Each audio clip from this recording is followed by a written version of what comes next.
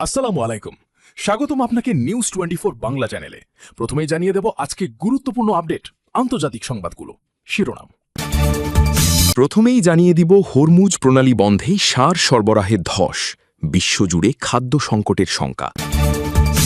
এরপর জানিয়ে দিব গত এক মাসে তেল বিক্রি করে ইরানের আয় বেড়েছে 40%। তারপর জানিয়ে দিব আবারও পাকিস্তানে আসছেন ইরানের পররাষ্ট্রমন্ত্রী। সর্বশেষ জানিয়ে দিব মাদুরোর মামলা চালাতে পারবে ভেনেজুয়েলা সরকার, যুক্তরাষ্ট্রের অনুমতি। দর্শক, এতক্ষণ শুনলেন সংবাদ শিরোনাম, এখন শুনবেন বিস্তারিত। তবে বিস্তারিত শোনার আগে এই ভিডিওটি কোথা থেকে দেখছেন তা অবশ্যই কমেন্টে জানাবেন। তাহলে চলুন শুরু করা যাক। মধ্যপ্রাচ্যের কৌশলগত নৌপথ হরমুজ প্রণালী বন্ধ হয়ে যাওয়ায় বৈশ্বিক সার সরবরাহ মারাত্মকভাবে ব্যাহত হচ্ছে, যা সম্ভাব্য মানবিক সংকটের আশঙ্কা তৈরি করেছে। এ নিয়ে গভীর উদ্বেগ প্রকাশ করেছে জাতিসংঘের প্রজেক্ট সার্ভিসেস অফিস। রোববার ২৬শে এপ্রিল আল জাজিরা প্রকাশিত এক প্রতিবেদনে এ তথ্য জানানো হয়। সংস্থাটির নির্বাহী পরিচালক জর্জ মোরেইরা দা সিলভা সতর্ক করে বলেন, দীর্ঘ সময় ধরে হরমুজ প্রণালী বন্ধ থাকলে বিশ্বব্যাপী কৃষি উৎপাদনে বড় ধরনের ধাক্কা লাগবে।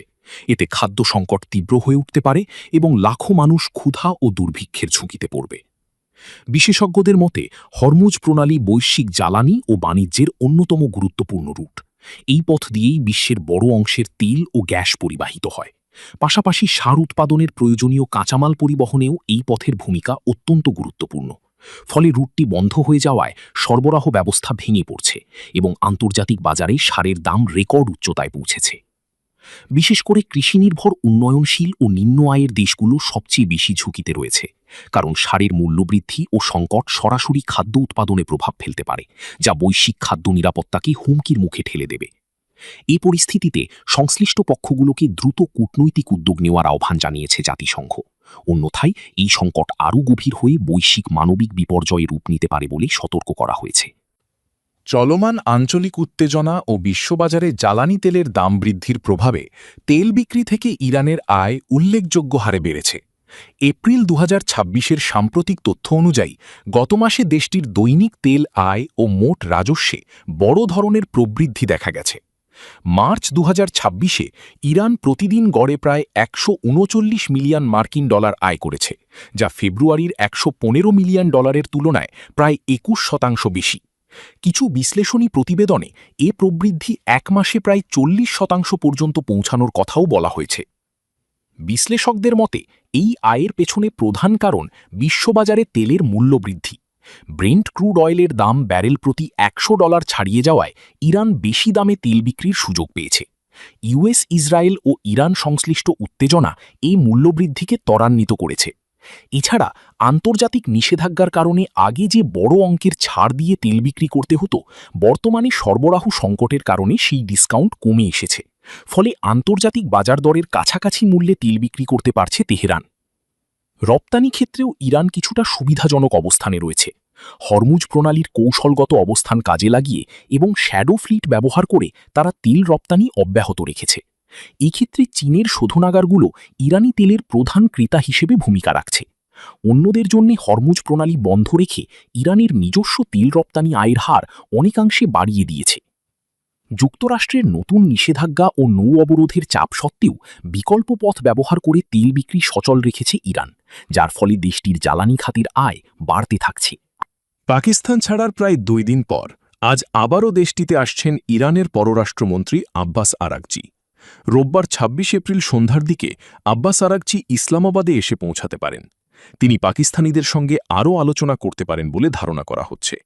তবে যুক্তরাষ্ট্রের প্রতিনিধিদের সঙ্গে তার সরাসরি বৈঠকের কোনো সম্ভাবনা আপাতত নেই, কারণ ইরানিরা মনে করে মার্কিনীদের দাবি দেওয়া মাত্রাতিরিক্ত।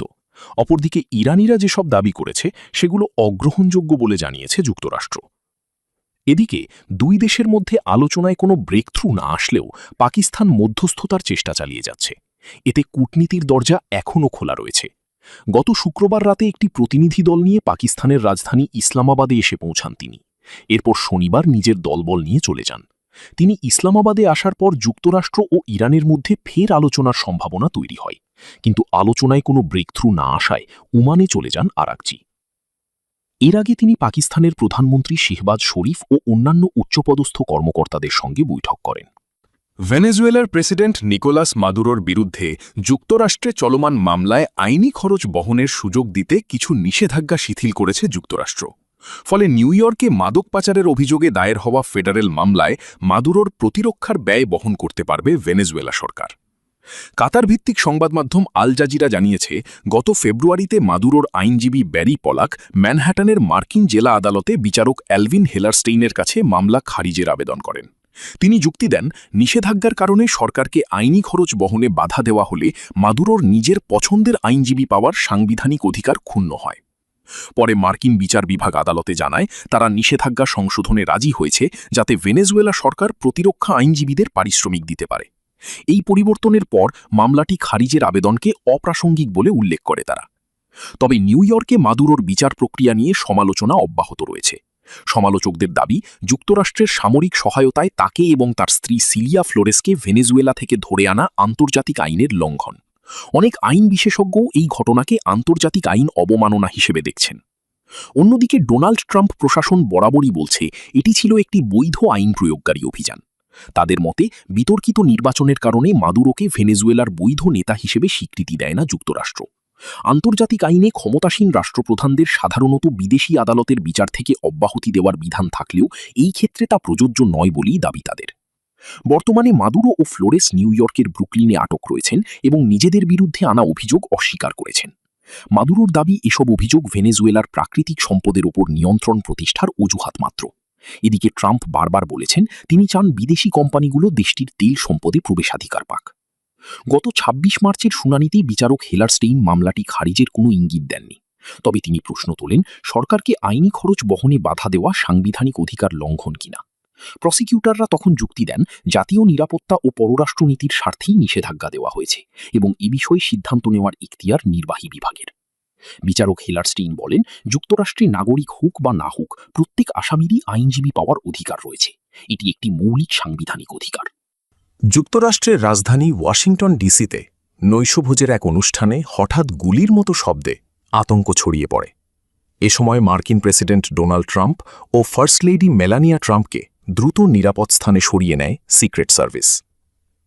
শনিবার ২৫ এপ্রিল সন্ধ্যায় হোয়াইট হাউসে কর্মরত সাংবাদিকদের সম্মানে আয়োজিত নৈশভোজ চলাকালে হঠাৎ ৭-৮ রাউন্ড গুলির মতো বিকট শব্দ শোনা যায়। এতে উপস্থিত প্রায় ২৫০০ অতিথির মধ্যে আতঙ্ক ছড়িয়ে পড়ে। অনেকে টেবিলের নিচে আশ্রয় নেন। অনুষ্ঠান সঙ্গে সঙ্গে বন্ধ হয়ে যায়। ঘটনার পর নিরাপত্তা সদস্যরা দ্রুত প্রেসিডেন্ট ও তার স্ত্রী সহ অতিথিদের সরিয়ে নেন।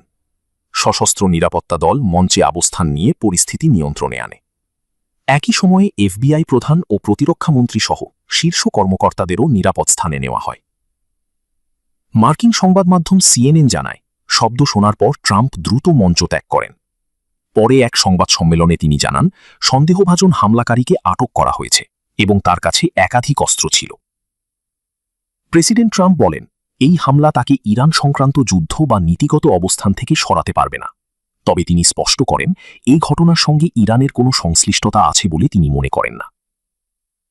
তিনি আরও জানান, আটক ব্যক্তি মানসিকভাবে অসুস্থ হতে পারে এবং তার আবাসস্থল ক্যালিফোর্নিয়াতে হতে পারে বলে ধারণা করা হচ্ছে।